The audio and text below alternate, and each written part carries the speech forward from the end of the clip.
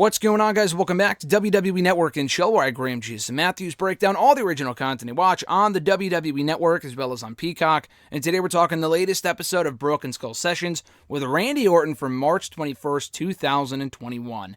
You know it's been a busy week when it takes me 8 days to watch this thing, and not like get through it piece by piece, but like watch it all at one time. I'm not really a big believer of watching like the first 20 minutes of something and then finishing it like another day.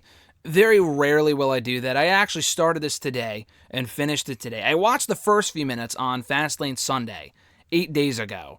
But other than that, the last week has been so incredibly fucking busy, I have not had the chance until today to finally watch this thing. And I'm still very busy. And I really wanted to just get this out of the way. An hour and 46 minutes. It's by no means short. But it is well worth checking out. The Randy Orton episode I've been waiting for a very long time now.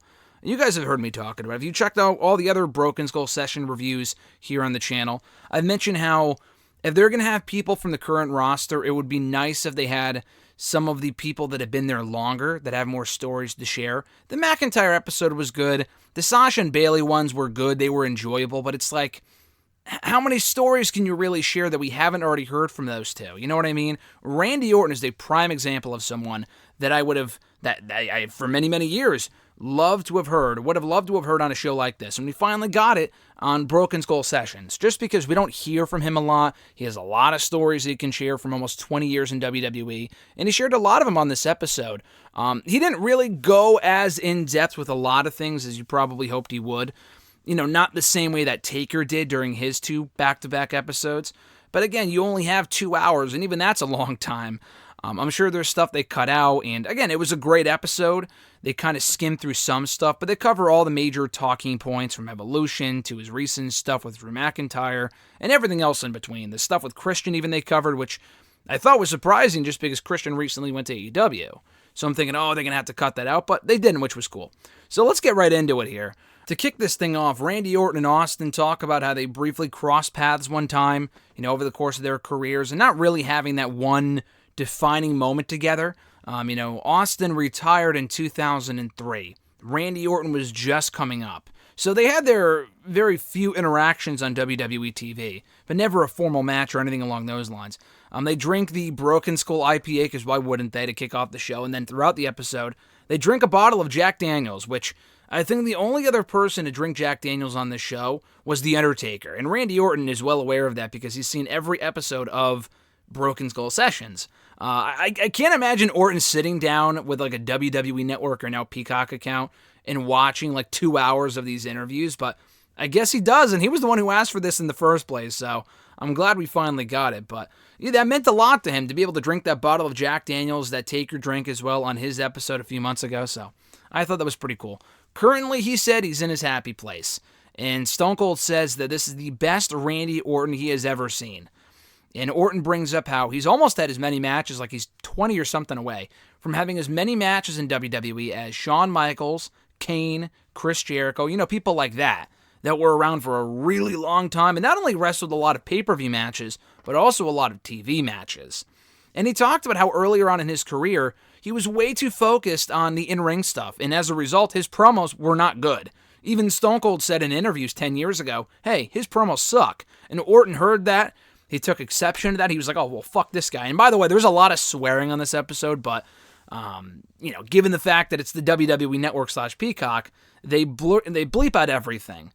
They, at one point, did do uncensored episodes of these Broken Skull Session shows, so no bleeping. I don't know if they'll do one for this one. It would be cool if they did, but they did a lot of swearing, which should come as no surprise considering who was involved with this episode. But yeah, he said his promo sucked, and Michael Hayes actually told him that, at one point, he wasn't good on the mic. And at that point, he realized, listen, what you do on the mic can sometimes be more important than what you do in your matches. And acting in the movies that he's done, including, 12 Rounds 3 or whatever the fuck it was, helped him realize that. And he recalls one time doing a back and forth or a promo with Edge last year on Raw. He didn't like what Vince gave him. So he went out there and he changed it to something real. And that was the promo where he was backstage with his dad, and Orton had mentioned, about Edge, that he met him when he was like 19 or whatever, and Edge was already in WWE at that point, and Edge was like, oh, maybe one day I'll get to work with you, or something along those lines. And he reiterated that story. He shared that story on WWE TV, and it worked because it was real. He had some window dressing on there, but overall, though, it was a real story, and it can kind of help you connect with that story and that character more, you know what I mean? And he even said that he has to feel the promo. He has to feel what he's saying, otherwise it's not going to be good. Case in point, they rewatched the promo that he cut on Mark Henry back at Legends Night in January, where he ran down the guy, and it was a great promo. The problem with the Orton stuff on that show was that it didn't lead anywhere. Like, he's been loosely doing the Legend Killer stuff over the last year. He was doing it for a while in the feud with Edge, and then he kind of went away with it after the McIntyre feud went on a little longer. He went back to it for Legends Night, but he's been feuding with The Fiend now for 3 or 4 or 5 months. And this entire time, he's been doing not a lot of Legends stuff. And on that Legends Night episode of Raw, he faced Jeff Hardy, beat Jeff Hardy. But like the stuff with him criticizing Big Show and Henry, among other people, Ric Flair maybe, it didn't lead anywhere. You know what I mean? Goldberg came out and challenged the wrong fucking person on that show. But anyway, he mentioned how it's all about the delivery. And he discloses something here that I don't think he's ever said anywhere else, that growing up, he wasn't a wrestling fan. The obvious thing to assume is, oh, my dad's a wrestler, I want to be a wrestler too. He really didn't. For a long time, he did not want to get into the professional wrestling business. And he got more and more into wrestling as years went on. He didn't want to go to college, and other things weren't a possibility to him at the time. So he went to the Marines, and he's talked about this before, but he went AWOL after 83 days, or for 83 days rather, because he didn't like it. It was like every man for themselves. He's more of like a teamwork type of person, I guess, which is kind of surprising to hear, but you know, the locker room, so to speak, in the Marines, they don't have each other's backs. At least according to Orton. At least in the situation that he had, they didn't have each other's backs. He didn't like that very much. He realized very quickly that it wasn't for him. And he went AWOL for 83 days. So he comes back and asks him, hey, I went away, I'm back now, I'm here to ask for my release. And they said, no, you signed a contract to Uncle Sam, my friend. You are not going anywhere. And they said, you got to go back on that field. And he said, no way, Jose, I'm staying right here. So they threw him in the brig for he was gone for 83 days. He was in the brig for 45 days. And they had to fix some shit, work some shit out. Then he went home. So he lived with his parents after that. He was around 19 years old, worked at a gas station around midnight down the street from where he lived. I cannot imagine. Even 20, 21, 22-year-old Randy Orton working at a fucking gas station down the road from his house at midnight. I just can't envision that. But it was around that time that he asked his dad, just kind of out of curiosity, what would you think if I broke into the business too and kind of followed in your footsteps? And the dad was kind of dismissive of it, maybe not because he didn't think he could do it, or he didn't think that it would be safe for him or whatever. It was more so because it was like, oh, I'm blackballed from WWE, I'm blackballed from New York, so they'll never let you in. I'm not sure what the story is there. Maybe he left for WCW. I never really closely followed Bob Orton's career, but you know, he ended up bringing him to a WWE place, met some WWE officials, including Tony Gurria, among other people.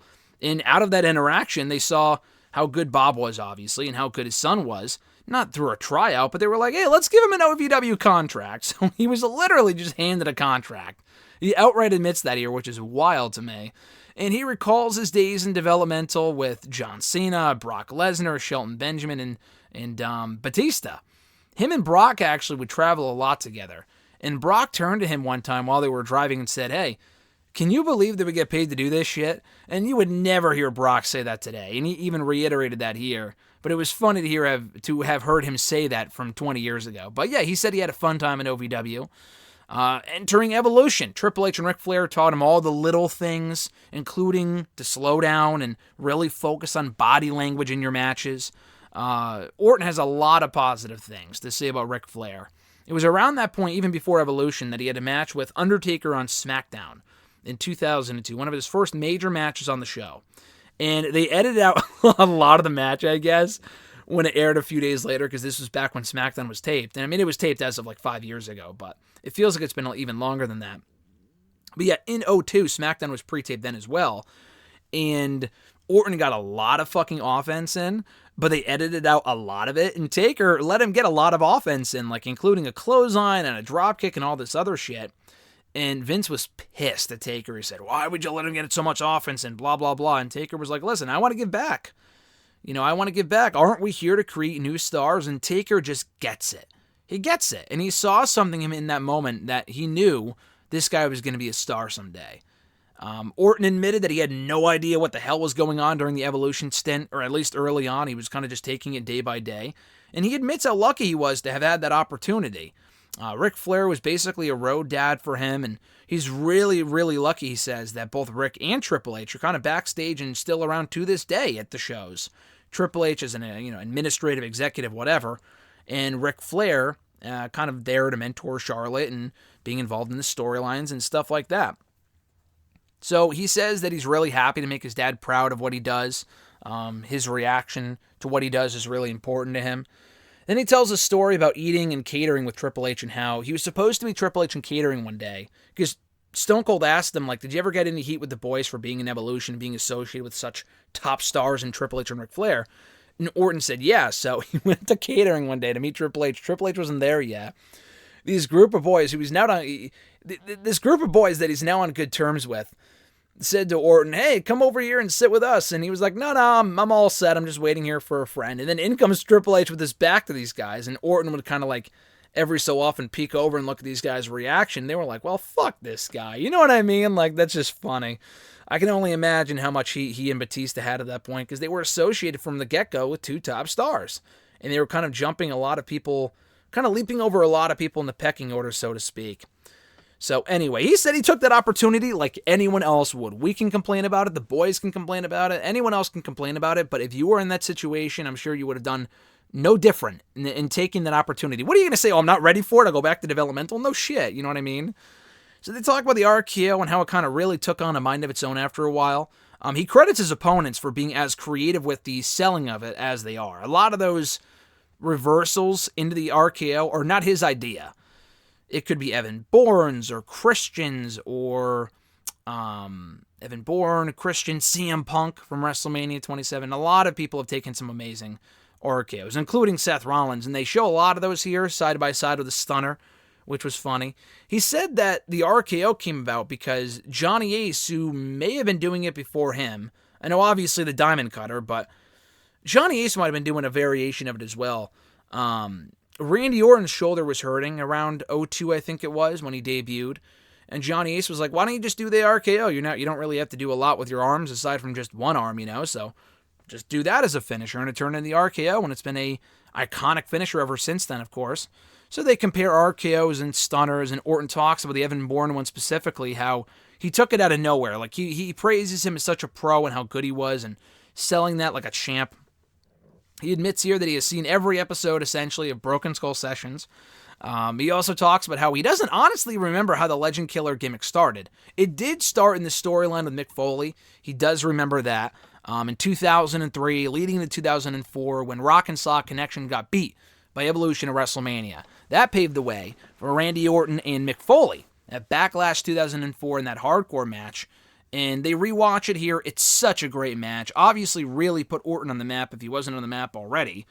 And he said that he really, really needed that match to really boost his own credibility as a single star. They reflect on him winning his first World Heavyweight Championship at SummerSlam 2004 and how no one was backstage afterward. He was all alone. And he even admits he wasn't ready. No shit, he wasn't ready. The kid was 24 years old, and the only reason they put the fucking belt on him was to break Brock Lesnar's stat of being the youngest WWE World Champion of all time. Well, Orton has him beat, and winning the championship at the age of 24.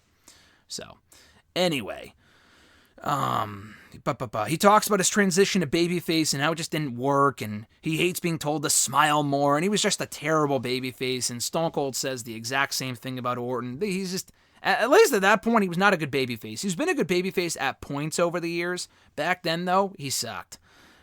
2005, he says, was really kind of the start of his self-destruction all the way through late 2007. Got suspended a bunch, did a lot of dumb shit backstage. Of everything he wishes he could do over, that feud with Taker, those matches with Taker, lead the list in 2005. He shares the same story here that he did in The Untold from, was it in The Untold? Maybe it was Taker. No, I think it was in The Untold. Yeah, it was in The Untold, the Taker and Orton Untold on their WrestleMania, just not their WrestleMania match specifically, but the entire feud. It came out back in November, but Orton shared the story again here of how he missed the rehearsal for the match.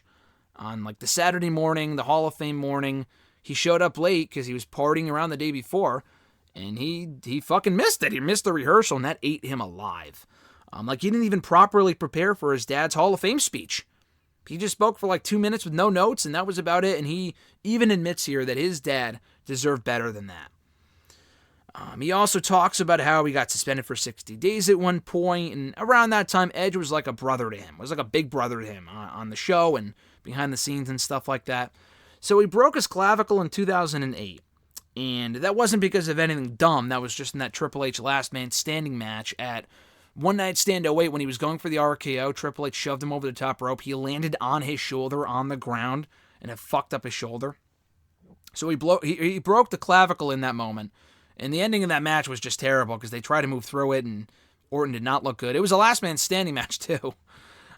He realized at that point after getting hurt then that he didn't need any help getting better in terms of like taking drugs or whatever it might be. He even rebroke the clavicle again in a motorcycle accident later on in the summer. I remember that. And actually that was his least problematic injury. He was on the shelf for a while, but he wasn't self-destructing, he wasn't taking anything for the most part, and he was back relatively quickly. So he was really proud of his recovery process there. Speaking of which, he talks about his recovery process now and how he kind of gets back from injuries.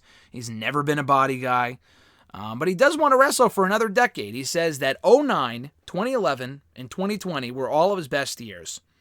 And I gotta say, I agree with that. 2009, he was doing the great work with Triple H. He was WWE champion like 3 times. He main evented at WrestleMania. Had some good stuff with Batista going on. Feuded with John Cena again. It was a lot of the same shit, but he was on the head of Raw. He was the face of Raw in 2009. I would even say 2010 he had a great year as well. 2011 was when he had the feud with Christian and CM Punk and Mark Henry. Did some great stuff that year. And then 2020, of course, was the feud with Edge and then McIntyre, winning the championship for 3 weeks. Really firing in all cylinders as a heel. Speaking of Christian, he talks about those matches and how good they were, and they talked about Christian a lot here, which was cool. Christian was so good because he was able to, execute all these ideas. And at that point, yeah, he was a face, but he was more so a hybrid of a babyface. He was a babyface, but he was also kind of working as a dick. So he was more of a tweener than anything else. And if you rewatch those matches, it really, really shows. Christian is a full-fledged heel. Orton is like a Shades of Grey character. Always has been, always will be. They rewatched the No Holds Barred World Heavyweight Championship match between the two from SummerSlam 2011, which was a great match, and even Austin calls it one of his favorites of Orton's. And he also said that, or Orton had brought up that both of them say that you got to trust your instincts when you're in that ring. You got to trust your instincts and kind of go off of whatever you're feeling in that moment. They talk about John Cena, and Orton said that he learned a lot from Cena. He actually taught Orton to listen to the crowd more. They rewatched TLC 2013 when Orton beat Cena in a ladder match, or the TLC match rather, to become the all-new unified WWE World Heavyweight Champion. And Steve was specifically curious about the moment at the end, and I thought he was talking about when he shoved Cena through the table, and they kind of, I don't know if they fucked it up, or Cena broke the table like with his head. It was a weird spot. But Orton ascends the ladder. Before he pulls down the championships, he looks down at Cena, takes his time, and then unhooks the championships. And Steve was wondering why he did that. He wasn't shitting on it, but he was wondering why he did it. And Orton said, you gotta make the most out of your spotlight. You gotta make the most of every moment that you have. I wanted to make people think that Cena was going to get back up or that I could lose, but no, I'm just playing mind games with them.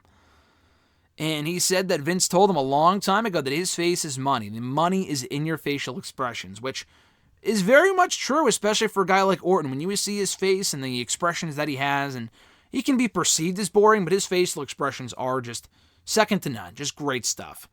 And you also learn to slow things down, and that not necessarily moving slowly, like, oh, let me take my time here. But more so like, let it digest in, let it sink in with the audience, and then move on. Then do the next thing, Really maximize that moment is basically what he's talking about here. They talk about Edge's Royal Rumble return and how great that reaction was. They rewatched the Raw promo from a few months later with Orton and Beth Phoenix, Edge's wife, on Raw, which was a fantastic exchange. And even Orton's exchanges with Matt Hardy were also really, really good. Orton said that he just really wanted to sink his teeth into that material. And Vince gave him some stuff beforehand that he wasn't exactly feeling, but he went out there and fucking killed it and cut a great promo. Vince told him afterward, that was your Oscar moment. That's what he told Orton. And Orton's been here for a really long time. So for Vince to say that after 18 years of Orton being on the main roster, that says a lot. And after getting that type of praise from his boss, he didn't want to let him down again, obviously. You know what I mean? So Stone Cold even brought up again here that he used to criticize Orton's promos.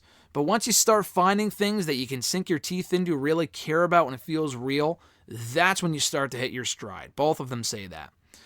They discussed WrestleMania 36 and how we didn't want to work a match in an empty building, so the setting they did it instead around the Performance Center kind of worked better, even though the match was boring in my opinion, but it is what it is. The Backlash match was way better, the supposed greatest wrestling match of all time, which it wasn't. But Edge and Orton talk about how they didn't actually want piped-in noise for that match. They didn't want any piped-in noise. It would kind of cheapen the atmosphere. But they did it, and it worked, and it kind of set the precedent going forward. And they had the NXT people in the crowd at that point, but it wasn't the same as like the fake noise. And honestly, I prefer the fake noise in the Thunderdome over the PC recruits like banging the glass and shit like that. Like, that's just distracting. So the treatment they got with that Backlash match set a precedent going forward that has since worked inside the Thunderdome, which is cool. He talks about his feud with McIntyre and even says that he did not want to work with McIntyre at first. He was not a McIntyre fan. For whatever reason, I don't know, because McIntyre is always, as far as I know, a good guy, great worker. I'm not sure why you wouldn't want to work with Drew McIntyre. Maybe he means like 2011 McIntyre when he was still kind of down spiraling. I'm not exactly sure. But he didn't want to work with him at first, but he saw that he had a good heart. Eventually, he won him over. And they kind of rewatched the Raw promo between the two and how good that was and how Orton believed every word that he said, saying that I'm the real chosen one. I've gotten second, third, fourth, fifth, sixth chances, and I'm still here. And you got fired. Because no matter how many times I fuck up, basically, is what he said, I am more valuable to this company than you ever will be. Which is a reality. I mean, that's true. But still, I thought that was a great exchange. They rewatch the Hell in the Cell match they had for the WWE Championship where Orton won. That was Orton's 8th Hell in the Cell match, his 14th world title win in WWE. And he calls McIntyre a body guy, but he's a body guy that can work. And winning that 14th world championship to get closer to Ric Flair's record, to come close to Cena's record, meant everything to him. And he admits he's gotten wiser over the years. He admits at one point in his career, and doesn't specify, if you watch the work at the time, you could tell, he said that he was going through the motions at one point in his career. I want to say that's like 2012, 2013. I feel like just Orton had a really just a terrible year after the 2011 stuff. He got suspended again, and it just wasn't good. So maybe that's what he's talking about. If not, maybe earlier on in his career. I'm not exactly sure. But either way, he has found a newfound respect for the business. Because of how much he enjoys it, and he enjoys his current role. He can't ever see himself not being involved with WWE specifically as a talent. Even if he's wrestling 10 years from now. And again, he already said that he wants to wrestle another decade. He admits he lives a privileged life, and he's accomplished everything there is to do, and he wouldn't do anything differently over the course of his career. And then they finish off the bottle of Jack Daniels to close out the episode. So this was fantastic stuff, as you would only expect. Not my favorite episode, just because I feel like there was more they could have covered, but talking about the Christian matches, this Cena history, they didn't even touch upon legacy. I understand why. Ted DiBiase isn't even in the business anymore. Cody Rhodes is a fucking executive at AEW, but, that would have been nice. Maybe the Authority stuff and how that didn't exactly work out, you know what I mean? Who he sees as the future, and They talked a little bit too much about the pandemic shit. Like, okay, cool, but I feel like we just heard the same stories from McIntyre when he was on the show a couple of months ago. And Orton has so much history in this company that it would have been nice to hear more stories aside from what they just talked about here. But it was still very good. Absolutely worthwhile. A great episode. And definitely worth checking out on the WWE Network or on Peacock. So thank you guys as always for checking out these reviews and these videos. I appreciate it. Be sure to like the video, drop a comment, share the video, and subscribe to the channel for more daily content. We'll be back soon with more videos. There's a lot of shit I have to catch up on, including WWE Icons featuring Beth Phoenix. And hopefully that's up probably not tomorrow, but if I don't have that review up tomorrow, hopefully it's up in the next couple of days. This week has been busy. Last week was busy. I'm just trying my best to catch up here, people, so bear with me, please. But have a great one. Be sure to subscribe again and catch out all, be sure to check out all the daily content that goes up here on the channel and hit that bell button as well to be notified every time a new video goes up. Have an awesome one, guys. I'm Graham G. Matthews, and I'll catch your ass down the road.